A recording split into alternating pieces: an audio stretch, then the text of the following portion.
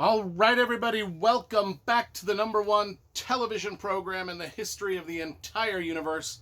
I am Brian Lee Durfee, author of The Forgetting Moon, The Blackest Heart, and The Lonesome Crown, all three books published by Simon & Schuster's Saga Press. Today I'm going to be reviewing Ship of Destiny, book number 3 in Robin Hobb's Liveship Traders trilogy. I have reviewed book number 1,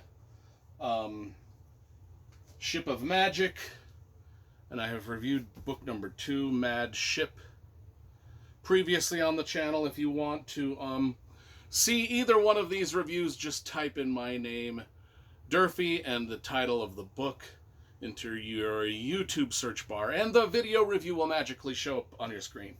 Okay, so I went into quite a bit of detail in the first reviews of these first two books, which I thought were magnificent. In fact, of the entire Robin Hobb Realms of the Elderlings saga of some 15 or 16 odd books, this trilogy is my favorite. It always has been. It's just epic in scope and depth and characterization. Well, let's face it, all of her trilogies are those things. But these are, I think, the best. I think more action, more plot, more characters, more family drama, a lot of everything in these books than the others. And the others have all of that in spades themselves. These are just my favorites. So let's talk about it. I'm going to just give a brief review here because this is the third book in the trilogy. I don't want to spoil anything. I just want to tell you it's dope and it's a great grand finale to the trilogy as a whole. The covers, let's talk about the covers first. And I mentioned this in the covers are all done by an artist named Didier Graffet. These are not the original covers. The original covers, I think, were done by Stephen or Paul Ewell or whatever, but for whatever reason they redesigned the covers. And I like the redesigned ones better than the original ones. And, you know, they all look really nice on the shelf together. They've all got a really cool theme. They look like they fit in the same. So I give the publisher props for redesigning the covers with new artwork. The old artwork was pretty cool too, but I do like these better. Anyway, there's a map in here. There's a map in all of the Robin Hobb books. Different types of maps. This isn't a map of the entire realm of the Elderlings, but just of it's a little space here.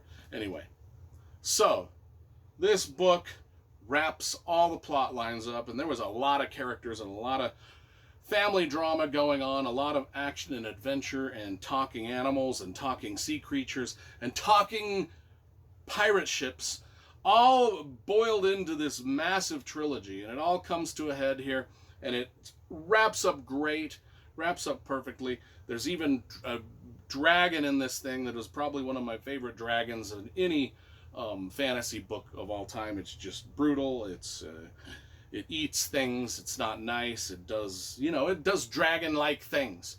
I am just going to simply read, because I don't want to spoil anything. Even mentioning the dragon is a bit spoilery, but I'm going to read the back of it just because it gives a pretty good description of what's gone on before and what you might come to expect in this third book without spoilering things, which I would probably spoiler big time if I just keep running my mouth like I'm doing. So here we go.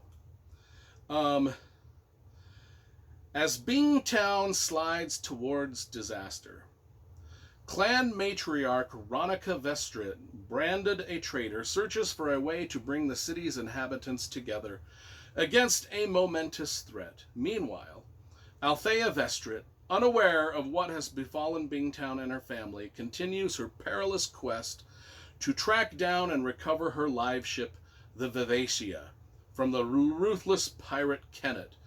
That quest has been going on ever since book 1. It's a long quest to track down this ship.